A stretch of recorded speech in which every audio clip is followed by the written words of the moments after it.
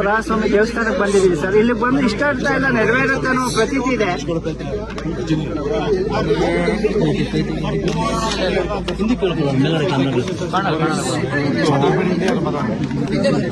ಈ ಭೂವನ ದೇವಸ್ಥಾನಕ್ಕೆ, ಈ ದೇವಿ ದೇವಸ್ಥಾನಕ್ಕೆ ಮೊದಲನೇ ಬಾರಿಗೆ ಬಂದಿದ್ದೀನಿ.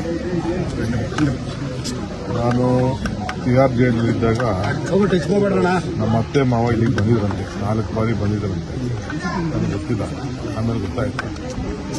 ಒಬ್ಬ ನನ್ನ ಸ್ನೇಹಿತರು, ನಾನು ಅವ್ರ ಹೆಸರು ಹೇಳಕ್ಕೆ ಹೋಗಲ್ಲ, ಬೇರೆ ಪಾರ್ಟಿಲಿದ್ದಾರೆ ಶಾಸಕರು. ಅವರು ನನಗೆ ಕಳೆದ 2 ವರ್ಷದಿಂದ ಭಾಳ ಒತ್ತಾಯ ಮಾಡ್ತಾರೆ. ಈಗ ಹೋಗಲೇಬೇಕು ಅಂತ ನನಗೆ ಭಾಳ ಹಿಂಸೆ ಮಾಡಿದ್ರು. ನನಗೆ ಇದರ ಮಹಿಮೆ ಅರ್ಥ ಆಗಲಿಲ್ಲ. ಇಲ್ಲಿ ಬಂದು ನೋಡಿದಾಗ ಇಡೀ ಮಂಡ್ಯ ಜಿಲ್ಲೆಗೆ ಇದು ಭಾಳ ಅದ್ಭುತವಾದಂಥ ಒಂದು ಐತಿಹಾಸಿಕವಾದಂಥ ಪವಿತ್ರವಾದಂಥ ಒಂದು ಧಾರ್ಮಿಕ ಕ್ಷೇತ್ರ.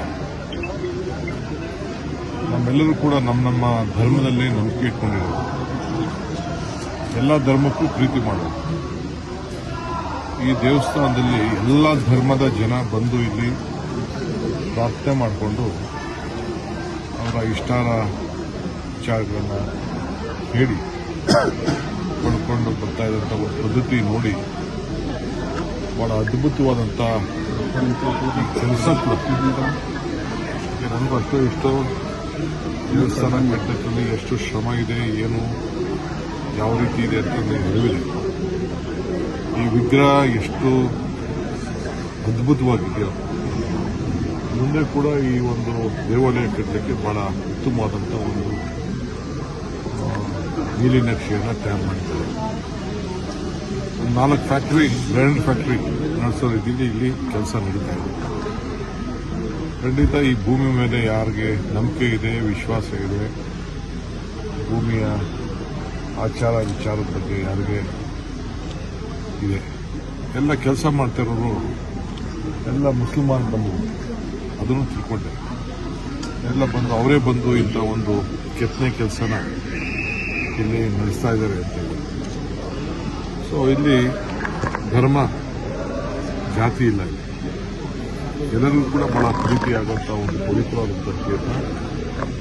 ನಾನು ಇವತ್ತೇನೋ ಇದಕ್ಕಿದ್ದಂಗೆ ಇಲ್ಲಿಗೆ ಬರಬೇಕು ಅಂತ ನನಗೆ ಮನಸ್ಸು, ಈ ಭಗವಂತ ನನ್ನನ್ನು ಕರೆಸ್ಕೊಂಡು, ಈ ಭೂತಾಯಿ ಇಬ್ಬರು ಕೂಡ ಕರೆಸ್ಕೊಂಡು ಬಹಳ ಸಂತೋಷದಿಂದ ಇಲ್ಲಿ ಪೂಜೆ ಕೆಲಸ ಕೂಡ ಪ್ರಾರ್ಥನೆ ಮಾಡೋದನ್ನು ನೋಡಿದ್ದೀನಿ. ಸೊ ರಾಜ್ಯಕ್ಕೂ ಕೂಡ ಒಳ್ಳೆಯದಾಗಬೇಕು. ಸೊ ನನಗೆ ಬಹಳ ಸಂತೋಷ ಆಯಿತು. ಇಲ್ಲಿ ಬಂದಂಥ ಸಂದರ್ಭದಲ್ಲಿ ಅರ್ಚಕಸ್ಯ ಪ್ರಭಾವೇನ ಶಿಲಾದ್ಭವತಿ, ಅರ್ಚಕನ ಪ್ರಭಾವದಿಂದ ಶಿಲೆಯಲ್ಲೂ ಶಂಕರ ಕಾಣುವುದು. ಹೀಗೆ ಎಲ್ಲ ಅರ್ಚಕರು ಬಹಳ ಧಾರ್ಮಿಕವಾಗಿ ಒಂದು ಪವಿತ್ರವಾದಂಥ ಕೆಲಸನ ಕೂಡ ನಡೆಸಿ, ನಾನೇನು ತರಬೇಕು ಇಲ್ಲಿಗೆ ಬರಬೇಕಾದ್ರೆ ಅಂತ ಕೇಳಿದೆ. ಏನು ಬೇಡ, ನೀವು ಬಂದು ಆಶೀರ್ವಾದ ಮಾಡಿ, ಇದು ದೇವರ ಬಂದು ದರ್ಶನ ಮಾಡ್ಕೊಂಡು ಹೋಗಿ ಸಾಕು ಅಂತ ಅರ್ಚಕರು ನನಗೆ ಹೇಳಿದರು. ಇವತ್ತು ಬೆಳಗ್ಗೆ ನನ್ನ ಸ್ನೇಹಿತರು ಈ ಫೋನ್ ನಂಬರ್ ಕಳಿಸಿದ್ರು, ನಾನು ಮನಸ್ಸು ಮಾಡಿರಲಿಲ್ಲ. ಇವತ್ತು ಬೆಳಗ್ಗೆ ನನ್ನ ಸ್ನೇಹಿತರು ಕಳಿಸಿದ್ರು, ತಕ್ಷಣ ಅವ್ರಿಗೆ ಫೋನ್ ಮಾಡಿದೆ. ಸೊ ನಾನು ನನ್ನ ಧರ್ಮಪತ್ನಿಗೆ ಹೇಳಿದೆ. ಅಷ್ಟೊತ್ತಿಗೆ ಅವಳು ಸ್ವಲ್ಪ ರಿಸರ್ಚ್ ಮಾಡಿದ್ರು ಅಂತ ಕಾಣ್ತದೆ. ಅವ್ರ ತಾಯಿನೂ ಎಲ್ಲ ಬಂದು ಇಲ್ಲಿ ಒಂದು ಪ್ರಾರ್ಥನೆ ಮಾಡಿಕೊಂಡು ಹೋಗಿದ್ದಂತೆ. ಸೊ ಅದು ನನಗೆ ಹೇಳಲಿಲ್ಲ ಅವರು. ಸೊ ಈಗ ನನಗೆ ಹೇಳಿದ್ರು, ನಿಮಗೆ ನಮ್ಮ ದೊಡ್ಡವರೆಲ್ಲ ಬಂದು ಬಹಳ ಸಂತೋಷ ಆಯಿತು. ನಿಮ್ಮನ್ನು ಕೂಡ ಭೇಟಿ ಮಾಡೋಂಥ ಒಂದು ಭಾಗ್ಯ ನನಗೆ ಸಿಕ್ತು. ಸೊ ಎಲ್ಲ ನಮ್ಮ ಕಾರ್ಯಕರ್ತರು ಪಕ್ಷ ಭೇದ ಮರೆತು ಬಂದು ಇಲ್ಲಿ ನನಗೆ ಶುಭವನ್ನು ಹಾರೈಸಿದ್ದಾರೆ. ಶುಭ ಅಂದರೆ ರಾಜಕೀಯದ ಶುಭ ಅಲ್ಲ, ಹೇಳಿಕೆ ಆಗಲಿ ಎಲ್ಲ ಸಂದರ್ಭದಲ್ಲೂ ಕೂಡ ನೆಮ್ಮದಿ, ಆರೋಗ್ಯ ಎಲ್ಲ ಕೂಡ ಸಿಗಲಿ ಅಂತೇಳಿ ಈ ತಾಲೂಕಿನ ಎಲ್ಲ ಜನತೆ ಬಂದು ಆಶೀರ್ವಾದ ಮಾಡಿದ್ದಾರೆ. ಅವರೆಲ್ಲರೂ ಕೂಡ ನನ್ನ ಸಂದರ್ಭದಲ್ಲಿ ನನ್ನ ಧನ್ಯವಾದಗಳು. ಅಧಿಕಾರಿಗಳು ಕೂಡ ಧನ್ಯವಾದ, ತಮಗೂ ಧನ್ಯವಾದಗಳು. ಅಧಿಕಾರ ಪ್ರಾಪ್ತಿಗಾಗಿ ಹೋಮ ಮಾಡಿದ್ರೆ ನನಗೆ ಗೊತ್ತಿಲ್ಲ. ಇಲ್ಲಿಗೆ ಬನ್ನಿ, ಏನು ತರಬೇಕು ಅಂತ ಕೇಳಿದೆ. ಹೂವು ತರಬೇಕಾ, ಕಾಯಿ ತರಬೇಕಾ, ಹಣ್ಣು ತರಬೇಕಾ, ಏನಿಲ್ಲ, ಬಂದು ಸುಮ್ಮನೆ ನೀವು ದರ್ಶನ ಮಾಡ್ಕೊಂಡು ಹೋಗಿ ಅಂತ. ನನಗೆ ಯಾರು ಏನು ಮಾಡೋದು ಅಂತ ಗೊತ್ತಿಲ್ಲ. ನನಗೆ ಏನು ಪ್ರಾರ್ಥನೆ ಮಾಡಿದ್ದಾರೆ ಅಂತ ನನಗೆ ಏನು ಗೊತ್ತಿಲ್ಲ. ಸರ್, ಈಗ ಮೈಸೂರಿನಲ್ಲಿ ಇವತ್ತು ಒಕ್ಕಲಿಗ ಸ್ವಾಮೀಜಿ, ವಿಶ್ವ ಒಕ್ಕಲಿಗ ಮಠ ಸ್ವಾಮೀಜಿ ಅವರು ನಾನು ಯಾವುದಕ್ಕೂ ನನಗೆ ಎಲ್ಲರೂ ಕೂಡ ಬಹಳ ಪ್ರೀತಿಯಿಂದ ನೋಡ್ತಾ ಇದ್ದಾರೆ.